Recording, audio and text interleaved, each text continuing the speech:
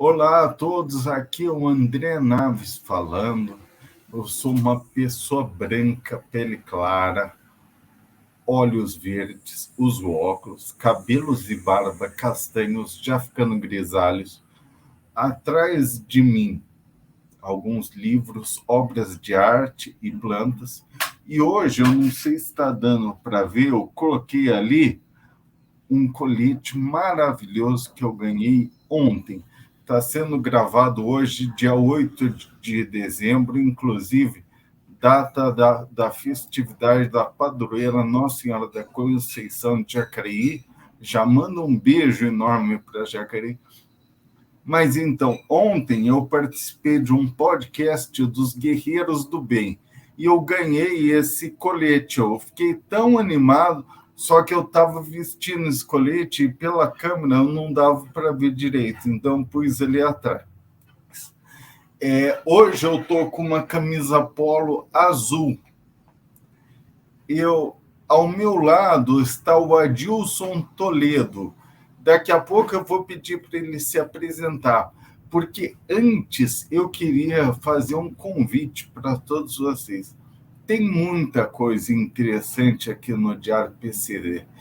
Tem esse episódio do Vozes pela Inclusão, tem todos os episódios anteriores do Vozes pela Inclusão, tem as minhas participações aos sábados pela manhã lá, que eu trago pílulas de reflexão, tem textos, tem vídeos, tem lives, tem assunto que não acaba mais.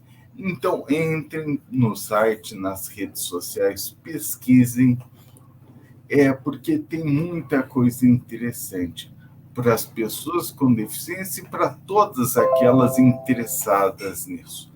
Também eu gostaria de pedir para que vocês não se esqueçam de integrar, de entrar para o clube de membros, que é um clube muito interessante, traz muitas vantagens, é bem legal mesmo. Mas, Adilson, fala um pouco de você, por favor. Pois não. Meu nome é Adilson Toledo, eu sou advogado atualmente, teoricamente sou branco, uso óculos, estou no meu escritório, atrás de mim tem uma parede nua, alguns livros, o meu escritório é meio bagunçado mesmo, né? A gente mexe em muitas coisas aqui. Tenho 65, me formei em bioquímica em 82, me formei em letras em 86 e me formei em direito tardiamente em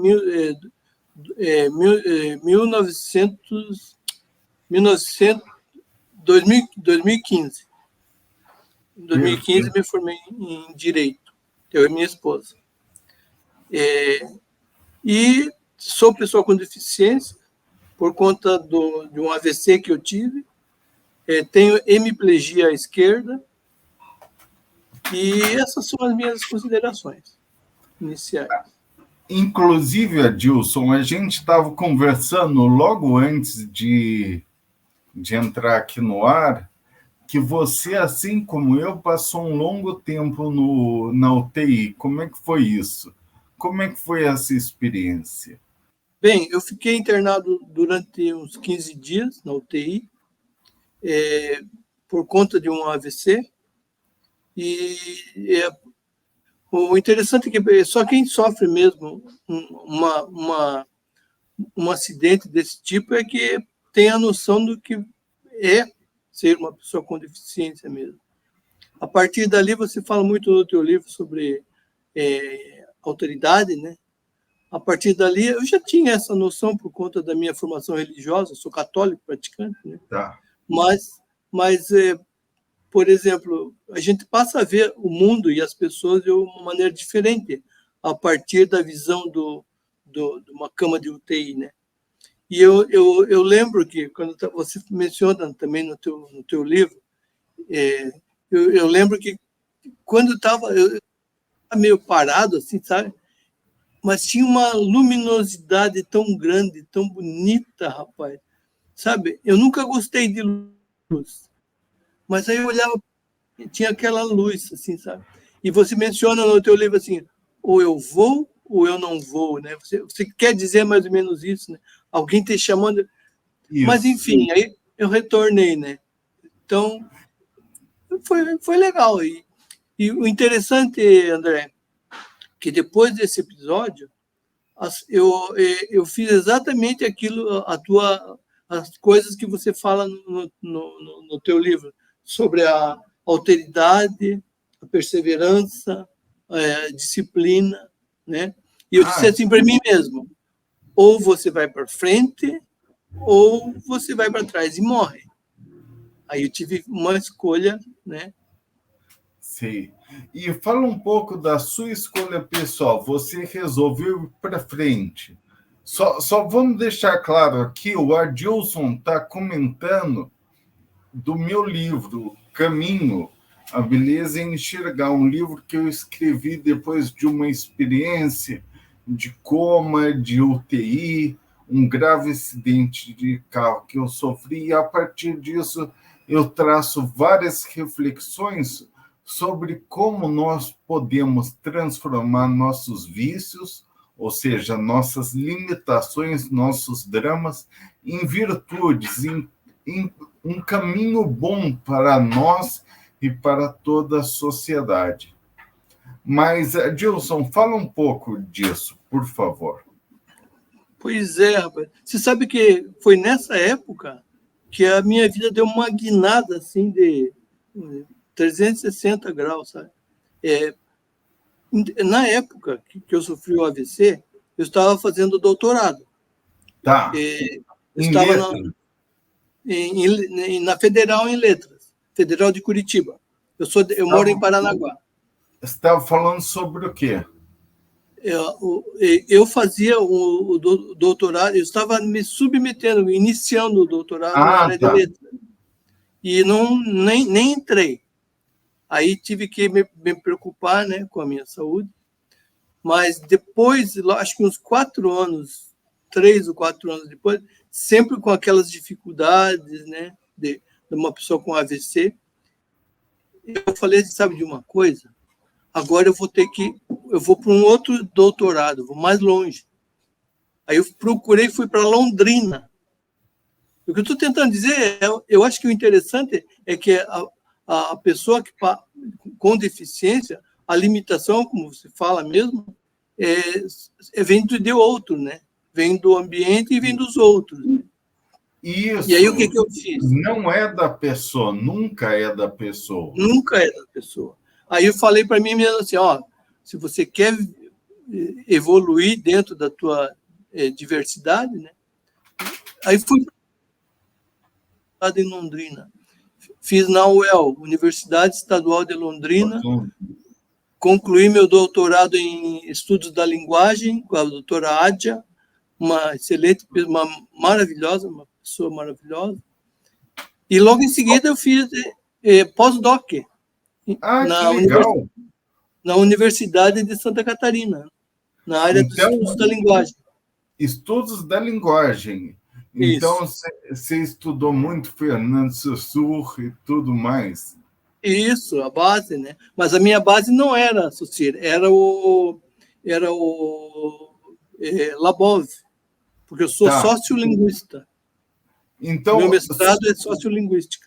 só vamos traduzir um pouco. Conta um pouquinho, dá uma palhinha sobre a sua tese de Minha doutorado. tese em Londrina foi sobre a aquisição da linguagem, tendo por base o estudo da doutora Adja sobre interlíngua.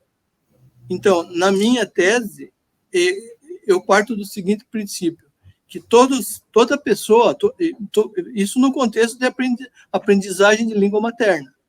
A Sim. aprendizagem, quando se fala nisso, é criança em fase de escolaridade. Se a gente desenvolve métodos, técnicas, para desenvolver essa interlíngua, a aprendizagem flui melhor. Essa era a minha abordagem. A ADIA tinha um objeto teórico que era interlíngua, que ela utilizava para o espanhol. Inclusive, ela disse assim, que a interlíngua é como se fosse piatones.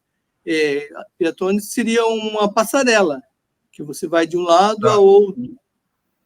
Mas ela diz assim, não é uma passarela comum, é uma passarela que vai para cima, para baixo, para trás, de vez em quando você retrocede, mas não é um retrocesso, é um retrocesso aparente, mas você tem que ir sempre para frente, para atingir o outro lado, né? E então, utilizando esse mesmo recurso, essa mesma teoria, eu adaptei para língua materna, ensino de língua materna. E sempre objetivando isso. Trocando em miúdos, você estava desenvolvendo um método para aprendizagem, é isso? Isso, crianças em fase de alfabetização. E só vamos confirmar, Adilson, você já tinha sofrido seu AVC, você já tinha passado pela UTI, você já tinha se tornado uma pessoa com deficiência. Sim. E além de ter tido um AVC em 2004, eu tive um infarto em 2005, que agravou mais ainda. Porque o infarto ele deixa mais cansado ainda, né?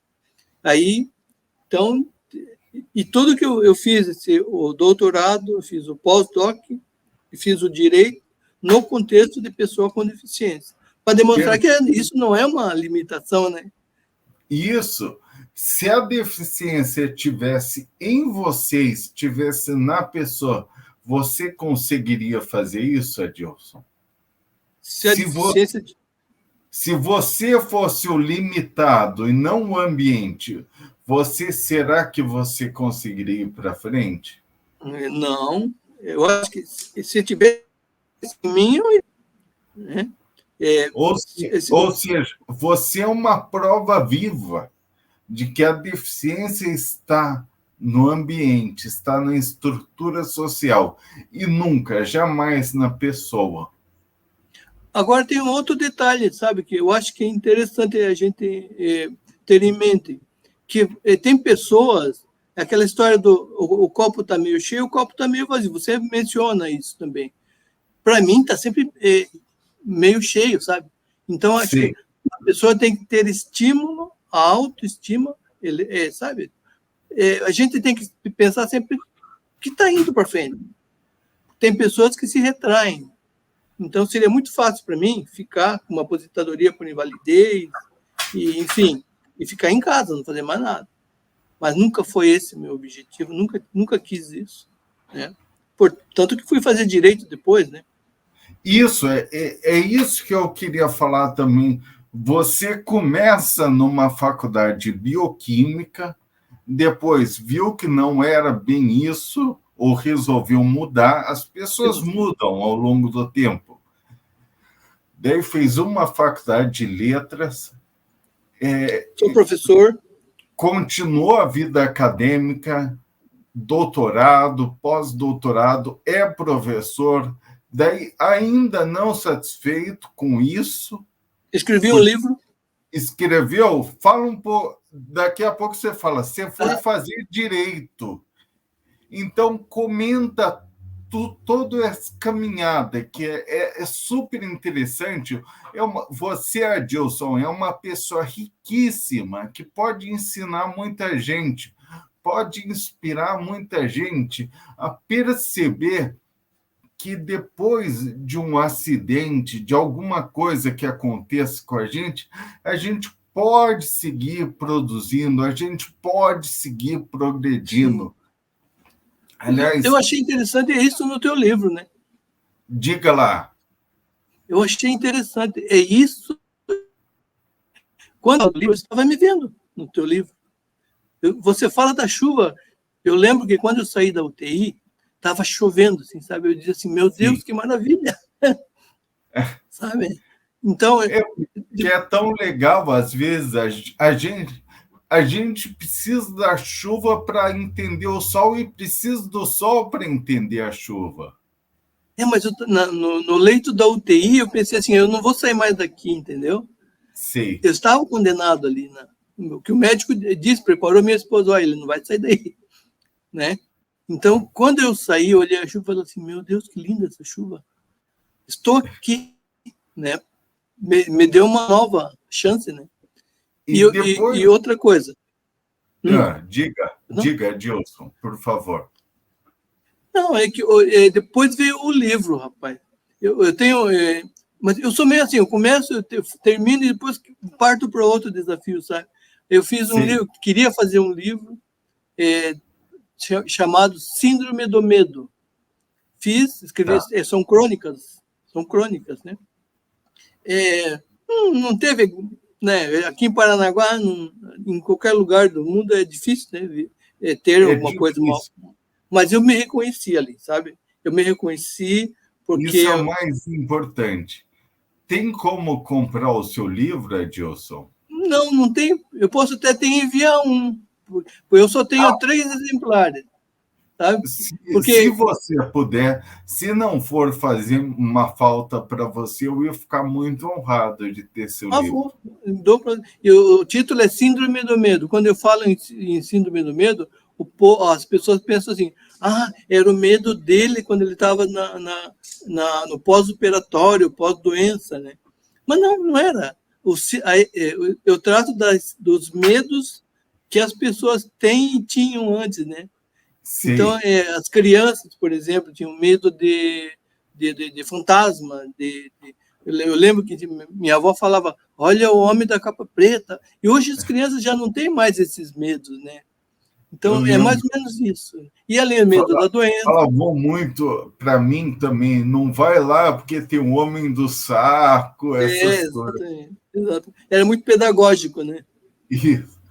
Mas, Adilson, então a gente vai traçando. Você é um homem em constante mutação, em constante aprimoramento, assim como todos devem ser. Bioquímica, letras, doutorado, pós-doutorado. Antes do doutorado, sofri um AVC, daí doutorado, pós-doutorado, escrevi um livro. Você dá aula do que hoje em dia? Hoje eu não dou aula, porque, gozado, eu vivo num limbo que... Por isso que eu fiz direito, sabe? Eu vivo num limbo, porque a universidade não quer que eu dê aula porque eu não posso. Porque a perícia médica diz que eu não posso. Eu fui fazer isso. E eles me negaram. Aí eu também, né? Em sala de aula, enfim. Então eu estou fora de sala de aula. Tá. Então, você, com essa maravilha toda, esse manancial todo de conhecimento, não pode dar aula por causa de uma perícia, por causa de um entrave burocrático, é isso? Isso, eu acho interessante, né? Você está sendo tolhido de desenvolver suas atividades, de contribuir com a sociedade, por causa de limites impostos para você. É isso. Limites políticos, né? Que é a política da universidade, né? E eu não posso ir contra, né? E outra coisa, eu me ofereci, fui 2 vezes lá. Eu me submeti a perícia, pedi para votar, ele disse, não, você não pode votar. Né? E, enfim, então... E aí, eu acho que outra coisa que a gente tem que colocar nisso é minha idade, rapaz. Eu tinha 45 quando eu tive AVC. É uma fase da vida que é o máximo, né? Então, a partir daí, você começa a entrar numa fase de declínio para alguns, né? Para alguns você já está velho, né? Então, acho que para as pessoas que estão com deficiência, porque normalmente um AVC ou um acidente de trânsito, parece que o teu foi um acidente de trânsito, né? O meu foi um acidente de trânsito. Então, acontece em qualquer momento da vida. Então, não é que uma pessoa sofreu um acidente com 60 anos e ficou paraplégico, né? Está numa cadeira de rodas, que ela não deva ter aquele princípio da equidade, né? De tratar os diferentes, dando oportunidade para que ele seja igual, né? Então, por exemplo, eu acho que no meu caso, eu teria muito para contribuir ainda, rapaz. Então, a gente não para, né? E você enxerga, Dilson, de alguma forma, que isso que você está sofrendo por causa por parte da universidade é uma forma de capacitismo? O capacitismo não seria bem essa ideia deles, né? O capacitismo de dizer assim, coitado, eu vou ajudar ele. Não estão me ajudando em nada. Sim. Entendeu? O capacitismo é, coitadinho, eu vou... Né? Não, mas a isso, eles também não deixam você trabalhar. Porque... São barreiras burocráticas, não são? Barreiras burocráticas. E outra coisa, não sei, talvez até eles quisessem, né? De vez em quando eles me chamam para fazer uma banca, que precisa de título, né? E aí eles me chamam, mas eu acho que o professor tem que dar aula, né? Não sei. Sim. Inclusive para desenvolver suas capacidades mentais, é uma questão de autoestima também, o professor da aula. Eu sei porque eu dou aula também e é tão gostoso dar aula, sempre é bom também passar conhecimento, e mais do que passar conhecimento, a noção, não sei se você também percebe isso, Adilson, a gente aprende muito em sala de aula. A gente aprende nessas conversas com os alunos. A gente se enriquece. Esse é o âmago, objetivo, né? É a parte mais importante da alteridade, inclusive. É a gente poder, junto com os outros, aprender junto com os outros, se alterar, se enriquecer com eles. Perceber no outro o complemento de si mesmo. Pois é, e aí você, a partir disso, dessas constatações posteriores à deficiência que eu tive, né? Eu já tinha terminado o meu pós-doc, né? Minha esposa estava fazendo direito. E aí o que acontecia? Eu ia levar, depois que eu terminei o pós-doc, ela estava no segundo ano, eu ia levar e ficava em casa esperando para buscar.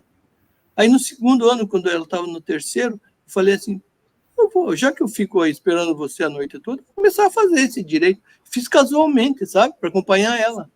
Como quem diz, eu vou e depois eu largo. Mas, rapaz, fiquei até o último ano. Minha esposa trabalha com direito, sempre trabalhou, aposentou-se na Previdência. Ela era gerente da Previdência.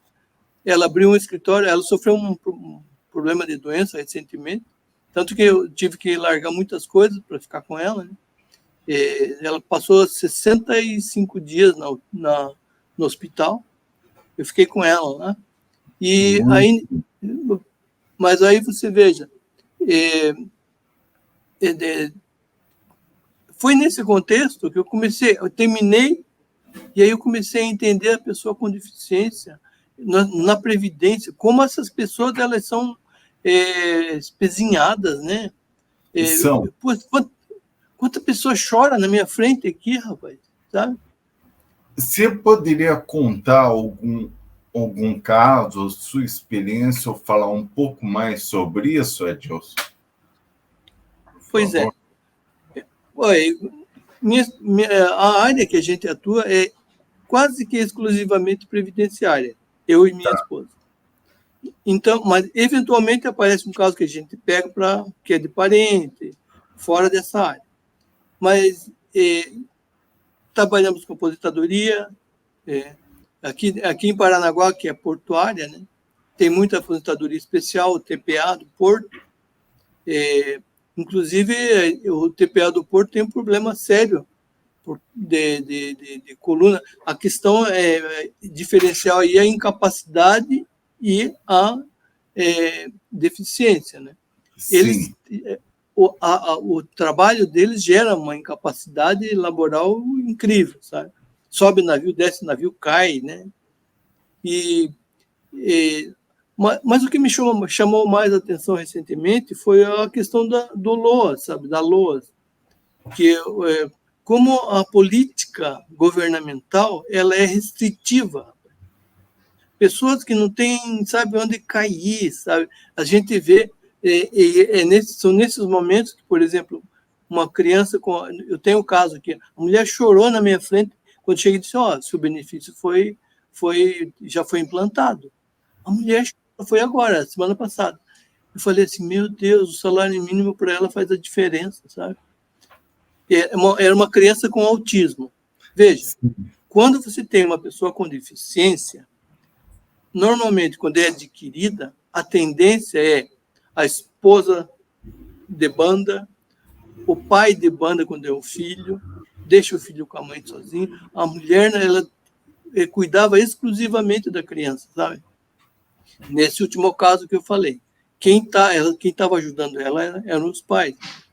Então, aí, quando a gente pede, a gente vê a questão da limitação temporal, né? Que a base do LOAS para a pessoa com deficiência está na limitação temporal. O que é isso, Adilson? Explica o que seria isso, por favor. Pois é. A deficiência, veja, em primeiro lugar, deixa bem demarcado que deficiência não é incapacidade. E o que acontece hoje em dia? O médico, o perito, ele analisa a incapacidade laboral. O laudo dele vem dizer assim, sem incapacidade. E aí ele nega o benefício. Mas, enfim, a limitação temporal, ela apareceu na LOAS posteriormente. Não está presente em nenhum diploma legal anterior, nem internacional, nem na CIF, nem na Convenção de Nova York, porque foram esses que foram recepcionados no Brasil, né, que deram origem, por exemplo, a LOAS, o Estatuto do Idoso, o Estatuto da Pessoa com Deficiência, e, inclusive, a LC 142, que é da pessoa, aposentadoria da pessoa com deficiência, aí é um benefício previdenciário, mas a LOAS é benefício assistencial. Mas, nesse caso da LOAS, a delimitação temporal de 2 anos, ela apareceu em 2011, se não me engano. Eu não sou bom de guardar data, sabe? Mas apareceu em 2011. Ela diz assim, que deve-se...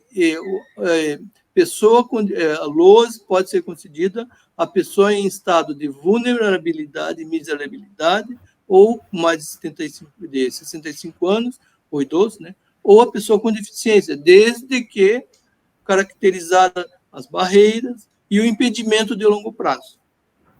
Aí o impedimento de longo prazo, ninguém sabia o que era. Posteriormente, eles indicaram, não, impedimento de longo prazo é 2 anos. Aí os médicos analisavam, não, é 2 anos desde que nasceu, ou 2 anos, o médico imagina daqui para frente, né? 2 anos à frente. E foi estipulado, já existe uma regra na TNU, que é 2 anos a partir da caracterização da deficiência. Então, esse é o limitador de 2 anos.